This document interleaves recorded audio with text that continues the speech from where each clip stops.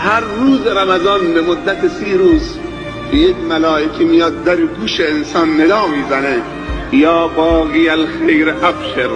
ای کسی که خواهان خیر هستی و دنبال خیر بودی و خیرخواه بودی و خیر طلب بودی و دنبال کارهای شایسته و خیر بودی، بشارت به تو. یا باقی الخیر، بشارت به تو، ماه پرخیر و برکت رمضان آمده. و ملائکه دیگر میگوید در گوش انسان: یا باقی الشر، یا باقی الشر اقصر، و ای کسی که دنبال شر بودی تا قبل از رمضان،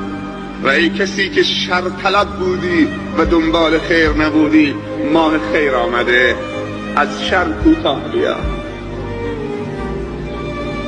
گذشته را جبران کن. از این التماس بیشتر